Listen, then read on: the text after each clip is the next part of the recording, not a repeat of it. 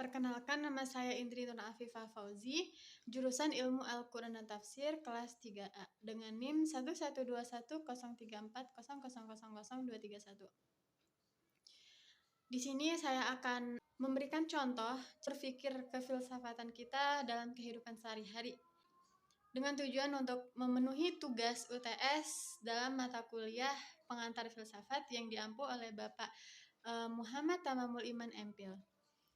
Ilmu filsafat itu ilmu yang mengantarkan kita pada cara berpikir yang kritis ya. Jadi dengan filsafat ini hidup kita itu nggak berantakan gitu. Hidup kita itu tersusun, terstruktur, kita kritis gitu terhadap apapun yang orang berikan gitu. Jadi nggak langsung set masuk gitu, enggak ya. Nah, sederhananya seperti ini. Filsafat itu tuh usaha manusia dengan akalnya dalam memandang dunia hingga memuaskan hati. Saya mengambil 3 contoh. Yang pertama itu tentang bulu mata ya. Yang kedua tentang hujan turun pada saat terik panas matahari. Yang ketiga tentang ketika kita tersedak. Nah, masuk kepada pembahasan pertama, contoh kita berpikir filsafat. Mungkin teman-teman juga pernah dengar ya, jangan makan permen karet deh, ntar bakalan tumbuh lagi gitu ya. Kan kita waktu kecil kan nggak tahu ya, jadi kita percaya aja gitu. Sama halnya dengan bulu mata. Kata orang-orang mitosnya ya, bulu mata itu ketika turun, ketika jatuh di sebelah kanan itu tandanya ada yang rindu, ada yang kangen gitu ya. Ketika jatuh di sebelah kiri itu tandanya ada yang benci sama kita gitu. Itu mitosnya ya teman-teman. Bagi kita yang tidak berpikir kritis, kita akan menelan itu secara gampang gitu, akan mudah masuk ke otak kita gitu. Namun dengan filsafat ini kita bakalan mikir gitu, bener nggak sih bulu mata jatuh sebelah kanan itu kayak gitu ya, menandakan ada yang kangen. Terus biasanya juga suka disangkut pautin tuh dengan apa, hari atau tanggalnya jatuh bulu mata itu. Misalnya kita jatuh bulu mata sebelah kanan itu pada tanggal 10, terus kita sesuaiin dengan abjad, yaitu huruf yang J ya, huruf yang ke-10 itu huruf J. Jangan-jangan Jojon lagi kangen sama gue nih gitu ya. Nah, kan sering ya kayak gitu. Jadi ya dengan berpikir kritis ini ya, filsafat ini kita mencari tahu gitu, bener nggak sih kayak gitu kan. Nah, jadi ternyata teman-teman, bagi teman-teman yang belum tahu ya tentang bulu mata turun itu tuh karena bener ada yang rindu dan ada yang benci. Nah, jadi bulu mata itu turun, bulu mata itu jatuh karena memang sudah waktunya gitu. Jadi bulu mata itu tuh sama seperti alis, dia tidak bisa tumbuh panjang seperti rambut gitu. Jadi setiap 3 bulan sekali dia itu turun gitu, jatuh gitu. Nah, kebetulan pada saat itu kita lagi penuh-penuhnya asmara nih gitu.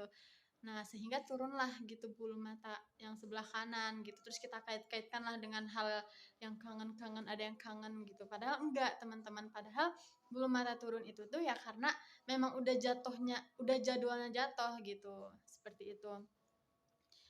Jadi rambut pada bulu mata itu yang sudah tua dia akan lepas satu persatu gitu, jadi kemudian tumbuh kembali seperti itu. Jadi nggak bisa dikait-kaitkan dengan itu ya teman-teman. Itulah cara berpikir kita seperti itu. Kita harus kritis, benar nggak sih kayak gitu kan.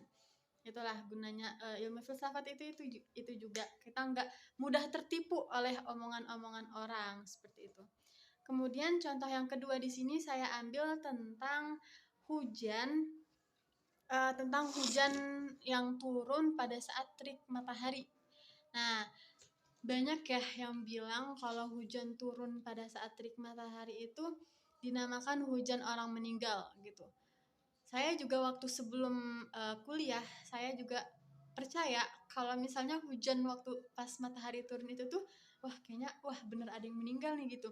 Dan ternyata saat ditelusuri beneran ada yang meninggal gitu pada saat hujan turun, pada saat masih terang-terangnya terik matahari hujan gitu. Padahal nggak mendung, nggak ada petir gitu ya. Keadaan awan itu tuh terik gitu kan, tapi hujan kenapa turun gitu, berarti ada yang meninggal nih gitu. Ternyata teman-teman itu bukan kayak gitu gitu. Banyak, gak cuma di Indonesia, hujan terik matahari ini tuh turun dikarenakan orang yang meninggal gitu mitosnya. Ternyata di berbagai negara juga ada, seperti halnya di negara India.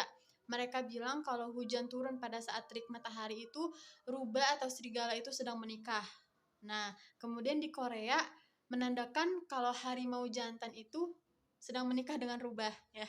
Kemudian di Prancis mengatakan bahwasanya itu iblis memukul istrinya dan menikahi putrinya. Gitu ya.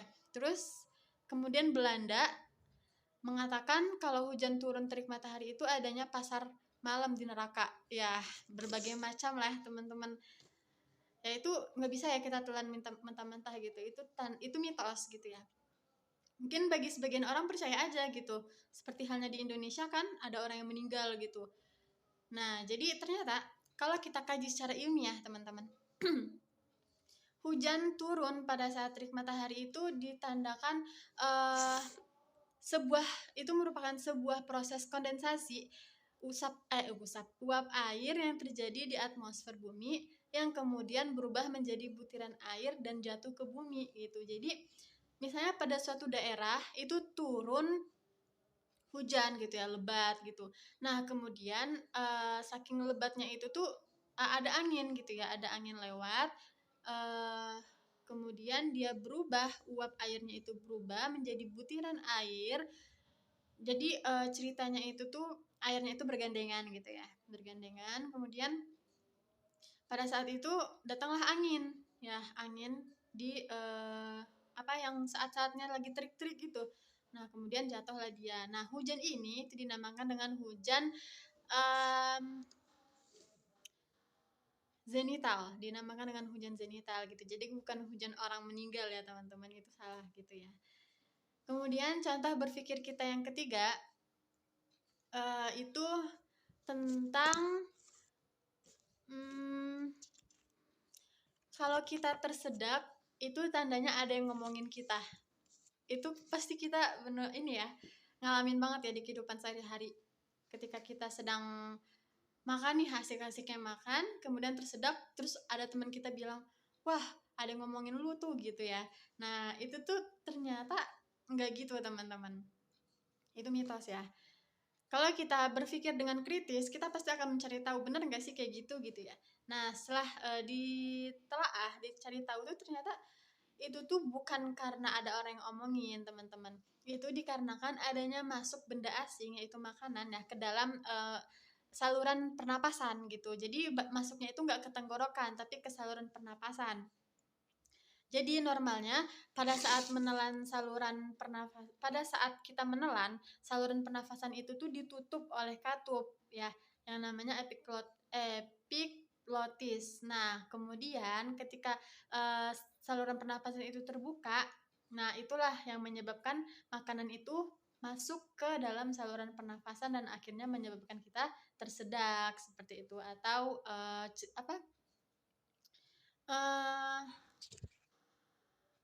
menyebabkan kita tersedak seperti itu.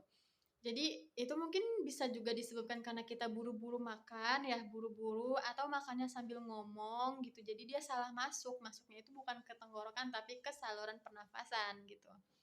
Seperti itu teman-teman. Jadi bukan karena ada orang yang ngomongin kita gitu ya. Ya mungkin itu aja ya yang dapat saya sampaikan. Ini berbentuk mungkin seperti vlog kali ya gitu. Saya menyampaikan agar kita lebih kritis lagi dalam berpikir gitu. Baik, terima kasih. Sebelumnya saya ucapkan Assalamualaikum warahmatullahi wabarakatuh.